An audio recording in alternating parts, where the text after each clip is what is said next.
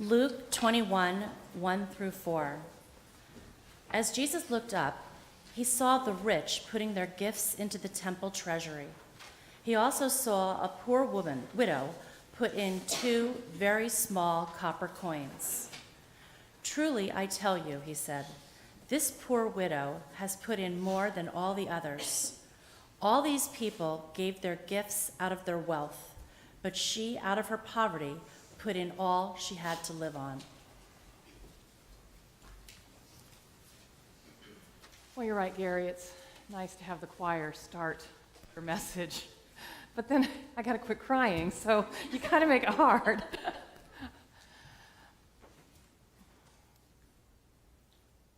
How does a person find the courage to give her last coin to God? In my very first senior pastorate, I won't tell you how many years ago that was, but it was a while ago, our church served a large group of single parents who were in the government's Welfare to Work program. Now you're going to know how long ago that was. I was humbled by how often one of the women in that group would give her last $10 bill to the Sunday offering plate. Now, when that happened, one of her friends who was sitting next to her would always notice, and then they would debate it on Thursday night at their mom's support group. And it was interesting to listen to them as we would gather for our Logos group, and they would sit in their mom's support group to talk about what were their decisions about what they did with their government checks. How could they make good decisions with those checks? And did it include giving? Some debated the wisdom of the ones who would give that last bit of money to the offering plate, but others insisted it was the right thing to do.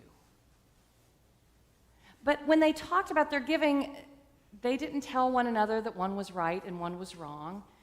And what was interesting was, even the ones who thought it was wrong were not talking about worrying about whether or not they could make ends meet, which is what I thought they would be talking about. They didn't have questions about whether their giving was too high or too low, and I realized those must be conversations of the middle class, not the poor. No, they would talk about how could they give. In what ways could they give? They all wanted to give. How could they give whatever they had to give because they were so grateful for God's help and the church's help in getting their lives back on track? Those who gave easily didn't make themselves feel better than the others. They just talked about being grateful and finding that as a way to express their gratitude. They talked about their faith and about giving and their ability to give because they trusted that God would provide. I have a pastor friend who, Jan, has moved into that more progressive theology, and the problem with progressive theology is we kind of don't believe that God will provide. The more intellectual and open we get to our theology, the more we start thinking we are responsible for ourselves, for our theology, for our beliefs. But ultimately, what Jan discovered when she went back to school and embarked on a new career was that God does provide. God equips. I bet when Becky started as a deacon, you didn't even know there were supposed to be different colors of paraments, did you? But God equips. And those women knew that in a deep way. Even those who weren't sure about giving that last dollar to the church would chime in and speak about the gratitude and trust that they had found in a church that cared for them. They spoke of the community of friends and neighbors and this faith family that they could count on. They knew they were not alone. They had a safety net of the state's social service program, but also their church's support and love, and the community that they had formed to support one another. Within that gift of community, they found the courage to give. My husband said, "That's a curious title. What are you talking about? The courage to give."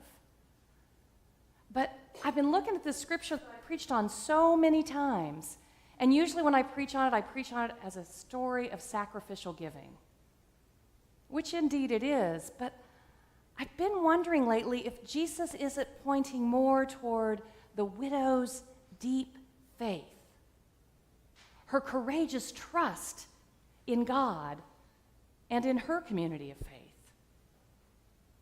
You see, she would know that in the Jewish community, they were required to care for their widows and orphans.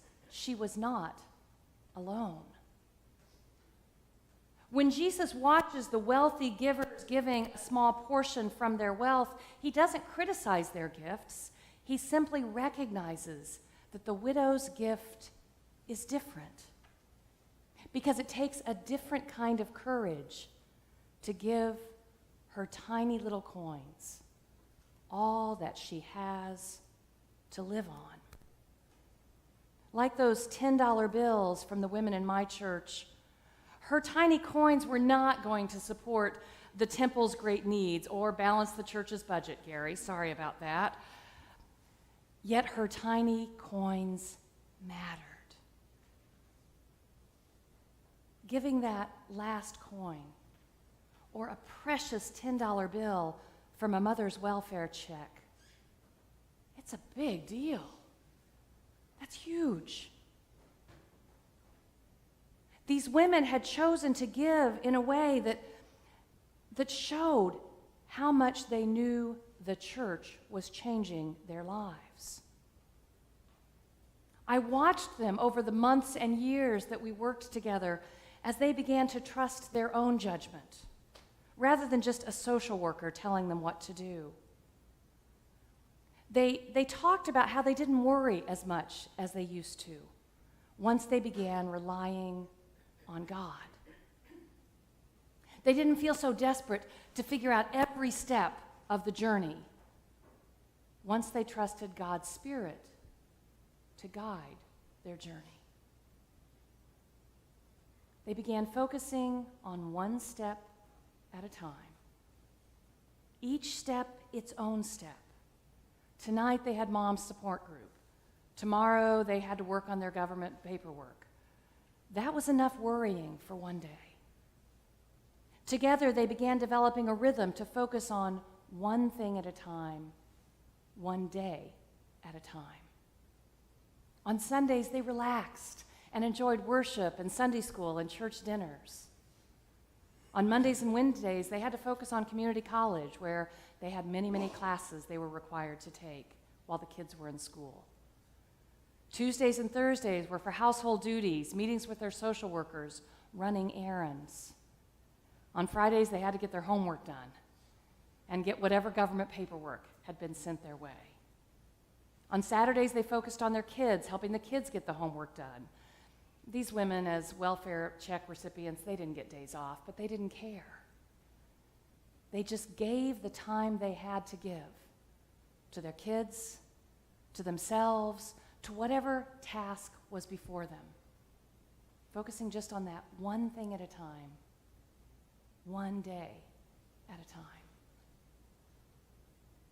That takes courage to truly depend on God, to only be able to see that next step and not the 10 steps ahead, to truly trust on ourselves and one another. And so I've been wondering this week, what if we revisioned the Great Commandment, not just about loving God and loving neighbors as ourselves, but about trusting God and trusting our neighbors even as we trust ourselves. After all, trust is foundational. I'm going to do a wedding this afternoon and talk with this couple about trust being the foundation of a happy and enduring home. It's foundational to any covenantal relationship, to any truly mutual relationship born of love. I wonder, what would it look like if I really trusted God as deeply as I love God? What would it look like if we trusted ourselves? if we trusted each other, if we trusted our community of faith, if we trusted our neighbors and our family and our friends, what might that look like? Well, God has a sense of humor because I'd been asking that question all week, and then my phone rang again and again and again last night because the fire alarm was going off. It's been going off malfunctioning for several times a day and night these last few days, and Ed Foster and Gary Van Otten have been very gracious to be responding over here as quickly as they hear about the need, but they don't live across the street. And that glimpse of what it might look like to truly trust came when our neighbor and a new regular worshiper in our church family, Gary Katsarsis, came over to talk with Ed last night and with me this morning, not to complain, although the neighbors were complaining, but to ask how he could help. Could he get a church key so he could respond to the alarm, come and make sure there's not a fire, and assure the fire department they don't need to come, and then he can silence the alarm, which would make the neighborhood very happy? Of course. It was easy. We would gladly respond and ask him to respond and help in this way. This is what it means to be a loving, trusting community. So he's coming tomorrow to get a key and get instructions on how to handle the alarm. It was so easy. And I thought, what if every situation of need and every request for help could flow that easily? What if we could let go of our fears that someone might think less of us if we asked for help? What if we could let go of our worries about being taken advantage of and simply offer help in whatever ways we can? And I've noticed amongst Christians, especially Christians who are kind of used to doing it on our own, that sometimes it's the asking for help, the receiving, that is the hardest part. I'm not going to ask you to show your hands, but I want you to pretend like you're raising your hand and admit to yourself if you have a little bit of difficulty asking for help. Don't raise your hand. You don't have to tell anybody but yourself. I don't know about you, but my hand would probably have to go up. I like helping others. That makes me feel very proud. And pride goeth before the fall.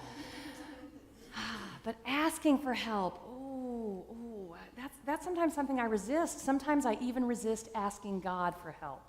And how crazy is that? I'm your pastor. When we fall into this trap of self-sufficiency, we risk not finding the courage or the strength to not just get the help we need, but to give as abundantly and freely as we might. As a matter of fact, when we refuse to receive, we will very likely come to a point where giving becomes painful because we kind of start creating this little cage. I just do it myself. I got it covered. And now reaching out of that cage to give is as hard as reaching out of that cage to ask for help. And then asking for help begins to seem impossible. But guess what? We are blessed by a God who breaks the chains. That's what Jesus did. He broke the chains of those rules. We can ask for help. We can give help. Giving and receiving are connected. It takes courage to give, but it also takes courage to receive. And when we learn to ask for help, we might just discover the courage to give as generously as that widow once gave. Jesus, the pioneer and perfecter of our faith, role modeled receiving as much as he role modeled giving. He asked for help all the time. He never journeyed alone. If you read your scriptures, the minute he had his call to serve, he came out of those baptism waters, he read a scroll in the temple, and then he went and called some disciples. There were lots of traveling men claiming to be the Messiah in Jesus' day. but he was the only one who was recorded as gathering disciples before he ever began his work. He often asked those disciples to help him. They would go into town to get food for the journey. They would travel ahead and arrange for a place to stay in the next town, or they'd even sit with him and pray with him on the night before his death. And because Jesus asked for help when he needed it, he was more able to give freely and abundantly, even giving his own life so that all the world might know of God's great love. What if we let go of our fears, of thinking that someone might think less of us if we ask for help? What if we let go of our worry about being taken advantage of and simply offer whatever help and gifts we have to give? What would it look like if we took this truly courageous step to trust God, to trust one another, to trust ourselves? That's what happened for those women in that mom's support group all those years ago, as they learned what it was to be part of a church they could support and a church they could depend on. As they grew and studied and prayed together, they all began focusing on the ways in which they could actually trust God, trust themselves, trust one another, and trust their new church family. And that focus on trust gave them a courage, a new courage, a courage that began flowing into their generosity and their giving their 2 coins when they had 2 coins to give, giving time to leading one of their support group sessions when they had time to give, giving service as a helper in a Sunday school class or with the kitchen prep team. Each woman found her own path, created her own journey, but each one displayed a courage like the widow in today's scripture reading. Courage to lead a support group that was usually led by a trained social worker. Courage to help teach a Sunday school class when she had never been in a Sunday school class. Courage to lead a children's sermon in front of the whole church. Courage to help fix dinner at Logos when she had never learned to cook. Courage to give a $10 bill when that was all she had to give. It takes courage to give of ourselves this faithfully, hoping and trusting that God will provide. But the courage those women discovered was a courage born out of community, their community of support with one another, their community of faith and love that they had discovered in this new church home, and the community of social services that was helping shepherd them to a life of sustainability and self-sufficiency. But first, they had to discover that they could depend on one another, depend on other people, and that depending on others did not make them weak. Rather, depending on others makes us stronger. Discovering that people can be trustworthy to be depended on gives us courage. For now our courage is not alone. Our courage comes from the community. When I am frightened, you can lift me up. When I am unsure, you can give me confidence. When my faith runs weak, you can pray for me. My courage doesn't have to be mine, it is our courage. We discover when we discover we are not traveling alone. For this is not a journey we can travel alone, as it was not a journey that those women could travel alone. If a widow in this morning's gospel lesson had insisted on traveling that journey alone in complete independence of others, she would never have had the courage to give her last coin to the temple, but because she knew that she was surrounded by a community that loved and cared for her, and cared for all of its widows and orphans. She was able to give all that she had, trusting in God and in her community and in herself. Because she traveled her journey of faith with others, she was able to express her love and her gratitude so generously and abundantly. Imagine what our world would look like. Imagine what our church would look like. Imagine what our community would look like if we had the faith of the widow, the courage to trust that fully. Imagine. And as you imagine, I invite you to take some silent time to reflect, so that each of us can reflect on our journey of faith. Ask yourself, what would it take to truly place our faith in God? What would it take to truly trust our community? What would it take to truly believe in ourselves? Imagine.